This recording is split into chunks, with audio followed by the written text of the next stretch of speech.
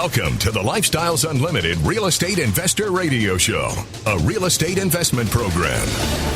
Listen and learn how to use real estate to build wealth and passive income streams for you and your family. We bring you experts every day to discuss and answer your questions on everything from single-family homes all the way up to 600-plus unit apartment complexes. And now, the Lifestyles Unlimited Real Estate Investor Radio Show.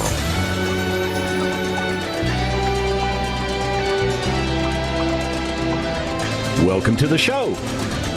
My name is Al Gordon, and as always, we're working on your financial freedom. All right, on today's show, we're going back to the books. We are getting back into the numbers. We are getting back into the details because it has become very clear to me, and my dog's barking in the background, by the way, that you have a hunger. You have a hunger for information. As a matter of fact, you have a hunger for information that will help you get out of the rat race and get you to a place in the future that you'll call retirement. Now, society tells you that roadmap looks like this. Go to school, get good grades, get into the workforce, get a good job, get some pay, get some allowances, maybe get a retirement package, whatever society, kind of puts together for you. And you think, man, I finally made it, right? I'm finally there. And then you wind up working the next 40 to 45 years of your life focused on somebody else's goals and objectives.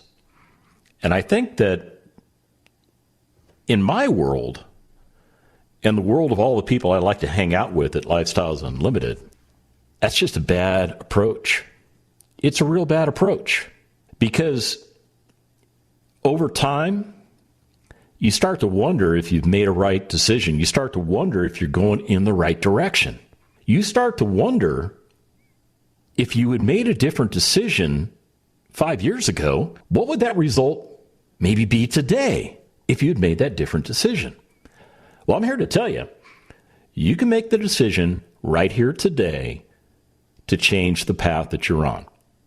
Yeah, you can just decide, that's it, man, I'm done. I'm not doing that anymore. Now, I'm not saying go out and quit your job. Oh, no. That is not what I'm saying. I'm not saying put yourself in financial destitute because you've made this decision. What I'm telling you is that decision is going to change your attitude. It's going to change your outlook. And if you start thinking, if you truly start thinking and believing that you can retire yourself in the next 5 years, you could actually make it happen. You actually could. And we have a roadmap at Lifestyles Unlimited that will help you achieve that. We've been doing this for over 30 years.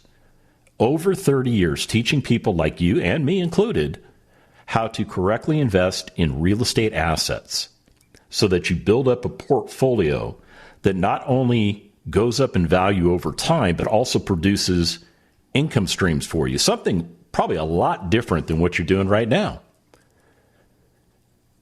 And it's those income streams that set real estate apart from all those other different types of investments that you might be making right now as you focus on whatever you think retirement's going to be. Now, this income stream thing, it doesn't work everywhere. It doesn't. I'll be very clear with you. It doesn't work everywhere. And the reason for that is you've got different parts of the country where real estate is valued differently. Okay, as an example, let's say in Dallas, Texas, there's a home available that's, I'm going to make some stuff up. Just go with the flow with me. 1,700 square foot home in Dallas, Texas. All cleaned up, all nice. Worth $200,000 in the marketplace in Dallas. 3-bedroom, 2-bath, 2-car garage. Now, if you took that exact same home, and let's say you put it in Los Angeles, California. That exact same home on probably the exact same lot, actually probably a smaller lot, to be honest with you, but they might be the same lot, in a comparable neighborhood in Los Angeles is probably worth $600,000. Now, I don't know that to be an absolute true number, but I do know this. The price of assets varies from state to state. Yeah, I mean, you could do a whole PhD dissertation on why that is. We're not going there. Just know that the markets are different. Also know this. If you choose to buy in one of these markets where real estate tends to be a lot higher in price than the rental income streams that you can command by renting that property out, just know you're probably not going to have any cash flow. And in order to get cash flow, you're going to have to put a lot of money into that property. I'm talking about, in many instances, going in and paying all cash or pretty darn close to all cash in order to generate cash flows. Now, if you look at that property in Dallas, Texas, at $200,000, your cost to acquire a property like that is much less, even if you paid all cash. And whereas the rental prices are probably similar, okay, it's probably a little more expensive to rent in Los Angeles. I will give you that. But I don't think it's 3 times as expensive to rent in Los Angeles like it's 3 times as expensive to buy in Los Angeles. You making that correlation there? Yeah. So what we choose to do is we choose to invest our hard-earned money into assets that are capable of producing income streams. And along with that, we're not interested in taking all of our cash and dropping it into one asset. We would rather buy multiple assets with our available cash, because those multiple assets will provide additional streams of income. They will also allow for the increase in valuation of those properties depending on how we purchase those properties. And it's by following that methodology that we are able to get to a point in 5 years of retirement. Pretty cool stuff, huh? All right, so here's what we're going to do. We come back from the break. I selected 3 different properties. We're going to analyze all 3 properties. They all have different components to them. When we come back from the break, I'll fill you in.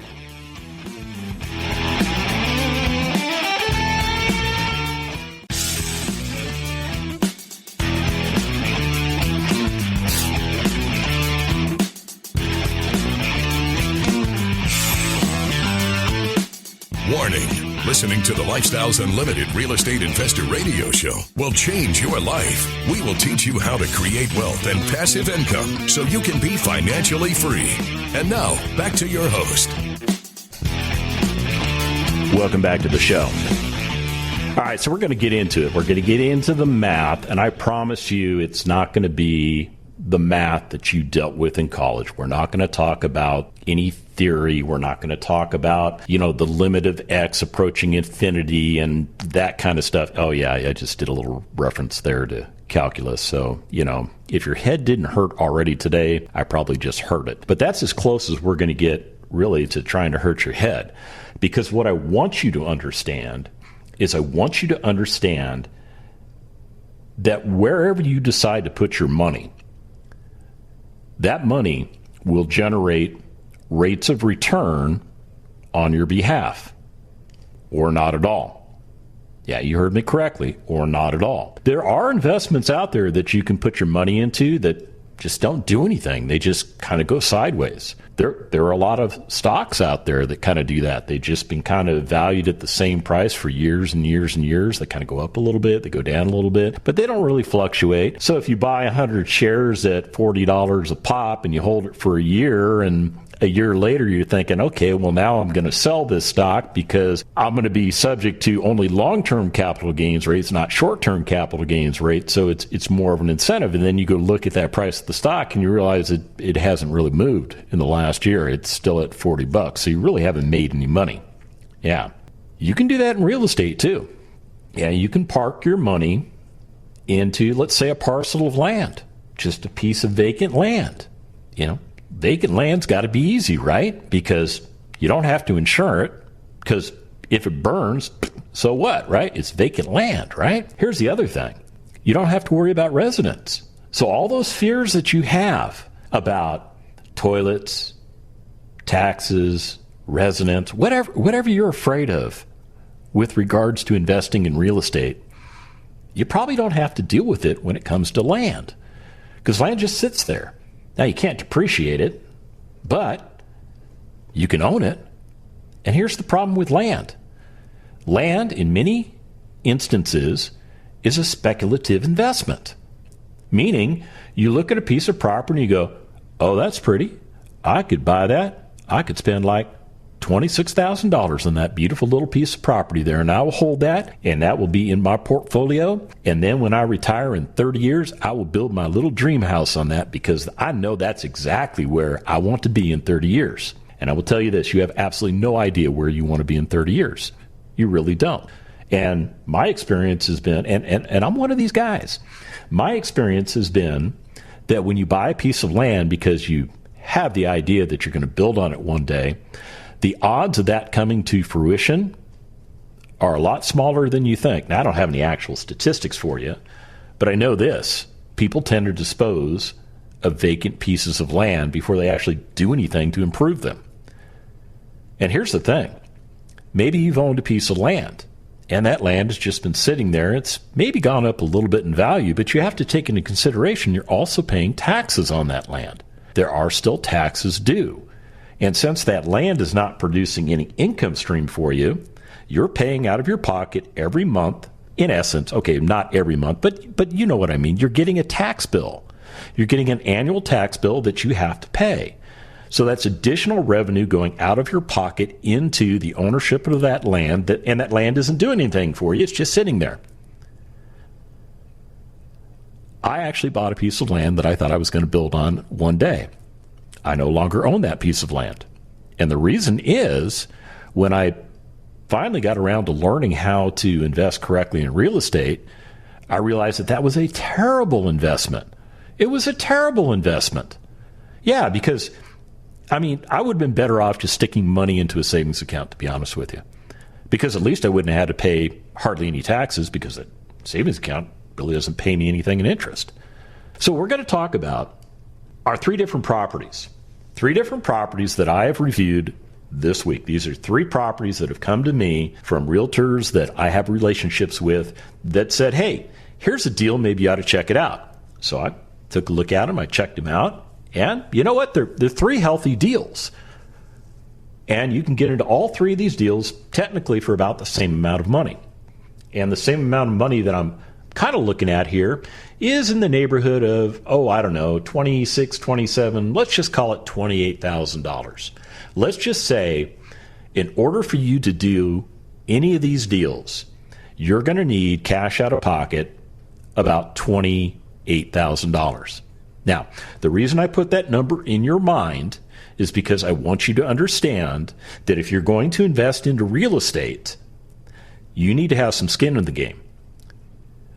At Lifestyles Unlimited, we do not talk about no money down solutions to buying property for investment.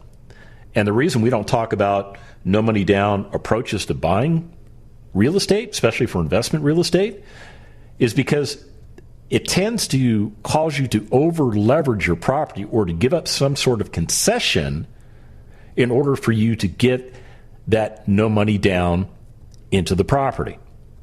So we don't teach you how to go out and do no money down stuff. However, there is a caveat to that analysis. We do have Lifestyles Unlimited members that do from time to time achieve deals with no cash out of pocket. In other words, no money out of pocket. But they didn't start out trying to do that. It's just that when they analyzed the deal, they were able to figure out that based on what they could acquire the property for at a wholesale price, what the costs were to build that property up over time, and then to dispose of that property in the future, they actually had no money out of their own pocket to get into that deal because that deal was self-supporting.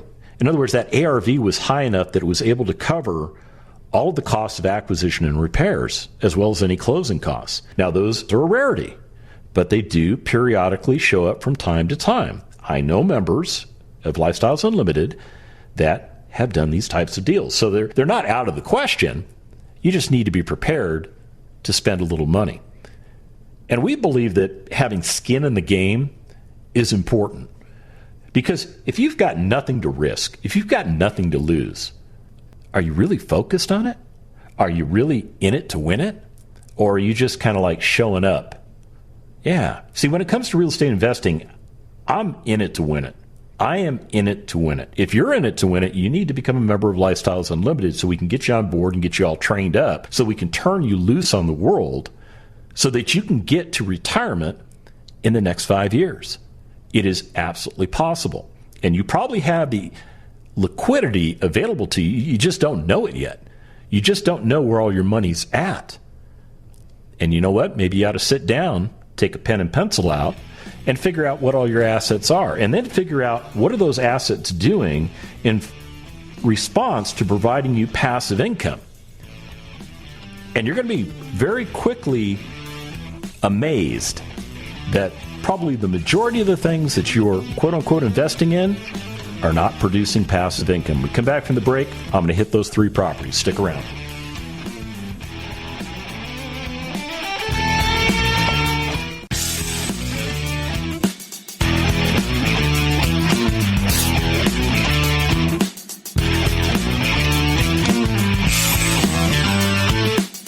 Welcome back to the Lifestyles Unlimited Real Estate Investor Radio Show. It's time to turn up the volume and fine-tune your passive income plan so you can create the lifestyle you've always wanted.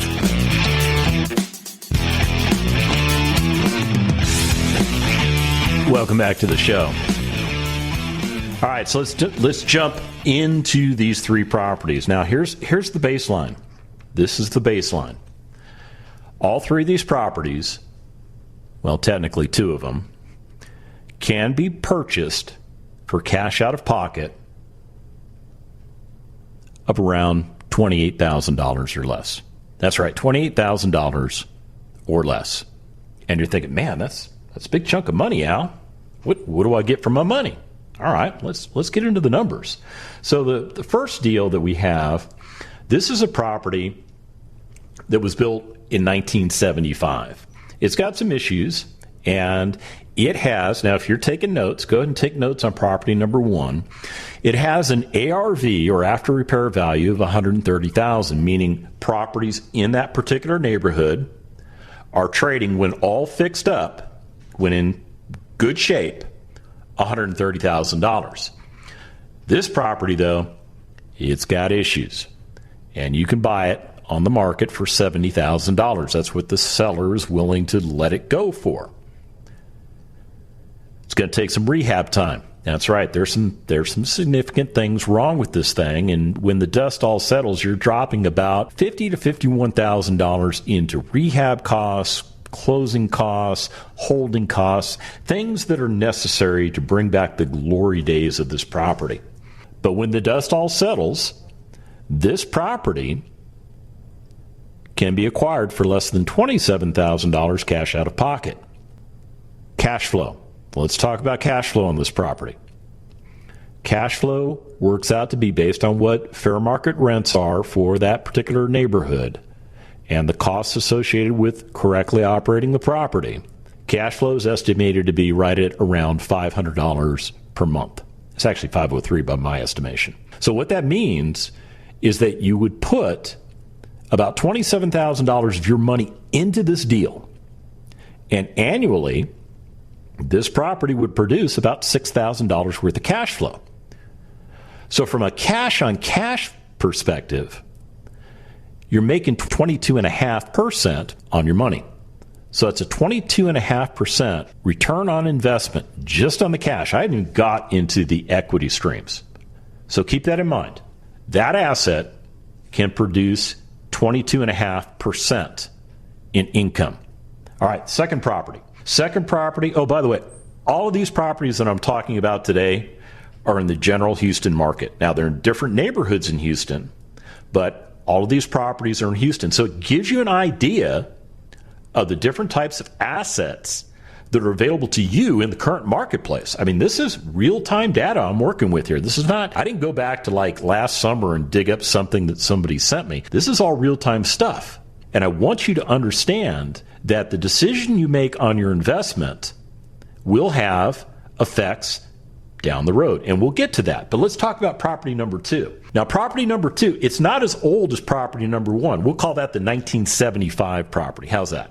Okay. So the 1975 property. Oh, you know what? I actually have a little more information for you on that 1975 property because I think you just need to have a little extra stuff for you to, work with. So here's the extra information. That particular property that we just talked about, 3-bedroom, 2-bath, 1-car garage, a little over 1,200 square feet. Okay. So built in 75. So those are the parameters. Second property. Built in 1980, a little bit bigger. This thing is almost 1,800 square feet. It's a 3-bedroom, 2-bath, but this one has a 2-car garage, so you get an extra garage space added onto the house. By the way, garage square footage is not included in the living square footage of the house. Just in case you didn't know that, that's just the way it is.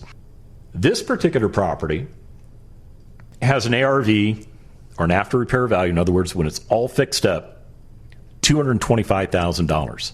That means like-kind properties are currently trading in the Houston market for $225,000. You can buy this thing for $138,000. Yeah, $138,000 because like the first one, it has issues with the rehab, with the closing and holding costs to do all the things that you need to do to resurrect this property from the grave, as I shall say. You're going to be in at just shy of $28,000. So a little bit more money to go into this deal than the last one. But here's the thing. If you're doing the math, if you're following along at home, the difference between the first deal and the second deal so far is this. The first deal was going to capture about $9,200 in equity. In other words, once you did the acquisition and you did the renovations, you would capture an additional equity in the property based on what you actually put into the property. It gets a little complicated, I know, of about $9,200. Now, this second deal, this bigger property, the way this thing is positioned, based on the repairs, based on the closing and holding costs of this one's about $53,000. Okay, so it's a little bit more, a couple thousand more than the first one. But here's the interesting thing about this second deal. You will capture $34,200 in equity. Let me say that again. $34,200 in equity because your all-in calculations don't get close to the ARV price for this particular property. Now, cash flow-wise, let's talk about the cash flow. On this particular property, based on the rents that property can produce in today's marketplace, you're looking at cash flow of about $446 per month. So your annual cash flow, not quite as good as the first deal at $6,000. This one is closer to about $5,350, but a lot bigger equity capture. So you got to keep that in the back of your mind. So property number 2 is only producing 19.35% cash-on-cash returns. Still nothing to sneeze at. I mean, that's still really good. A little less cash flow, but I think the trade-off here, getting a little more equity capture in the deal, because between these two assets, this second one, this one that was built in 1980, this one allows you to capture more equity. So when you start comparing apples to apples, and you start looking at, all right, I'm taking $27,000, $28,000 of my hard-earned money, and I am putting it to work, buying an asset that is distressed. So I'm buying it for wholesale, and then I am renovating that property. I'm bringing back the luster of that property. I'm making that property really look like it did, or at least pretty close to it, when it was originally built. Cash flow, the first property wins by a little bit. Equity capture, the second property wins by a lot bit, by about $24,000 more. Okay, so keep that in mind, because there's actually a third property that I want to talk to you about. And this is a property that a lot of you think is the way to go. A lot of you think that this particular type of asset is the asset that makes the most sense for you. This is an asset that was built this year. That's right, 2021. There is new construction in Houston. And this particular property, because it's a special deal that the agent has with the builder, what they're doing is they're making this property available to Lifestyles Unlimited members for $5,000 below the ARV. Now, the ARV on this property is $145,000, but they'll allow you to buy it because we have a special relationship for $140,000. So you're saving $5,000. So maybe this is the better deal, right? When we come back from the break, we'll explore the new construction. Stick around.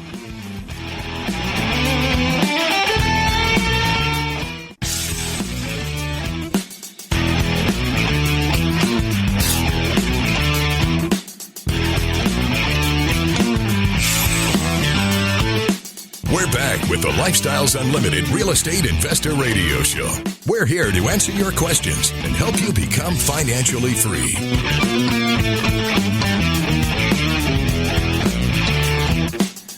Welcome back to the show. So we're talking about three different properties that you can get into for the same amount of cash out of pocket. Now, the other similarities about these properties is that they are cash flowing pretty close. Yeah, depending on where these properties are located, depending on what the rents are you can command for those properties, depending on what leverage you have on those properties, the cash flows are coming out pretty darn close. So let me get into this new property, this brand new build, because some of you think brand new, man, that is the way to go, because that builder, man, they did everything is new. Everything is brand new. What could possibly go wrong? And that's the reason why there is something called a builder's warranty that is given to most new home purchasers, because just because it's new doesn't mean that it was put together correctly. And it doesn't necessarily mean that the systems that were put into that property, although brand new, function correctly. Yeah, believe it or not, new stuff breaks down. It does. It breaks down. Now, normally it doesn't break down right away. Usually it has a pretty decent lifespan on it. But new stuff does break. It does break. So just because it's new, just because the whole neighborhood is all shiny and new, doesn't necessarily mean that it's the best place for you to invest your money. And let's get into why. So this particular property, this new build, now it's smaller than the other two. It's about 1,065 square feet. It's a 3-bedroom, 2-bath, 1-car garage property like the first one that I told you about. So all of these properties are all 3-bedroom, 2-bath. The difference between the properties is really whether or not they have 1 or 2 garages and the overall square footage. The second property, the one was built in 1980, that's the one that's a little bit bigger, almost 1,800 square feet. And that's the one you got a lot of equity you can capture in. We'll get back to that in a minute. But let's talk about this new build. Now, because it's new build, you're going to pay full retail pricing. Those other two properties, because they were distressed properties, you were able to buy them at wholesale prices. And even while fixing them up, your total all-in cost did not take you to retail pricing. It kept you at wholesale pricing. See, I told you we would get to talking about that part. This particular property, it was a deal that was made available for Lifestyles Unlimited members. One of our agents brought it to us and said, if you guys are interested, this is a property that you could buy. So, of course, I took a look at it. And it's not one that I'm going to buy, and I'm going to tell you why right now. Because even though you can buy this property for $28,000 in down payment, $28,000, like you can the other two. Actually, the other two, it's $28,000 cash out of pocket. Okay, what's the difference? Okay, so when I'm talking about a property that's cash out of pocket, I'm taking into account down payment. I'm talking about closing costs. I'm talking about holding costs. I'm talking about all the expenses of getting that property from acquisition to final long-term financing. That's your total out of pocket. That's everything you dropped on the table. Now, if you're going to go buy something full retail price, and this one's not full retail price. I mean, they're actually giving us a little bit of a break. They're allowing us to buy it for $5,000 less than full retail. So, okay, maybe there's a little bit of equity capture in there, but here's the problem. You're going to put $28,000 down. That's the 20% the lender requires you to have for the 80% that they're going to contribute to the property. All the closing and holding costs, those are on you. And I used a conservative number. I said about 6%. And, that allows you to buy down the interest rates and things like that to get that note where you want it to be. So your actual out-of-pocket expense, cash out of pocket on this deal, actually jumps to about $36,500. Yeah, because you have to separate the down payment from all the other closing and holding costs, because we're buying a different way. We're buying retail now. So lender guidelines stipulate what we can and cannot do. And we've got a price to work with here too. So on this particular deal, you're into the deal for really $36,500, not really $28,000, because you have to add those costs on. So before I go on and talk to you about the equities that these properties can produce, because that might be a deal changer for us, right? I want you to understand the percentage of the overall after repair value price that you physically put into these deals if you were to buy all three of these deals. So let's go back to the first one. That little, what was that? I think that was like 1,200 square feet. Yeah, 1,217 square feet. Okay. Your cash out of pocket to buy that deal, once you take into consideration all the costs of doing the deal, comes out to be right just slightly above 20%. Slightly above 20. Because you're not capturing a lot of equity. You're capturing about $92.75 in equity, but there's not a whole lot of difference between your all-in costs versus at the wholesale level versus the after repair value at the retail value. Okay, so you're going to be putting about 20.6% into the deal. In other words, 20.6% of that $130,000 after repair value. Let's go to property number 2. Now, this is the one that has the after repair value that's a lot higher. It's $225,000. And based on the fact you're actually going to put a little more money out of pocket into this particular deal than the one I just talked about, it's actually about close to $1,000 more, and you're actually going to get less cash flow. You're going to capture $34,200 in equity, which makes your actual cash out of pocket contribution to this deal, now you're only at 12.3%. 12.3%. And the reason for that has to do with the additional equities that you're capturing in this property. So you're not getting closer to retail price as you're acquiring and rehabbing. You're keeping a cushion in there, and this is a pretty decent cushion. Now let's get to that new product, because you're wanting to know, okay, what is my actual cash outlay? All right, it works out to be just barely above 26%. So your cash is 26% of the after repair value of that deal. So something to think about, right? Are you starting to draw a correlation here that your cash out of pocket percentage as an overall cost of the after repair value of the property, the lower it goes, there tends to be an opportunity to capture equity. And capturing equity is very, very important. It's very important because that equity that you capture, not only does it give you a jump start on the growth of the valuation of the property because you're actually in below what it's worth, it gives you a buffer so that if something happens in your life that is a dire emergency and you need available money fast and you actually have to dispose of one of your assets to get that money so that you can go deal with that life emergency, there's equity in the deal so that if you had to sell the deal, pretty good odds that when you walked away from the deal, you still got all your money out. So you didn't lose money doing that deal, so that you still have all of your money to do with it what you were going to do. Let's talk about holding these properties for 5 years, because I use 5 years as my guideline. On the new property, now let's be real clear here. The cash flows are all pretty similar. They're all ranging from like $26,000 for the new home to almost $27,000 for the bigger home to over $30,000, just a little over $30,000 for the oldest of the three properties. So, I mean, there's not a lot there to wiggle with. But where things really start to make a dramatic impact is on the equities.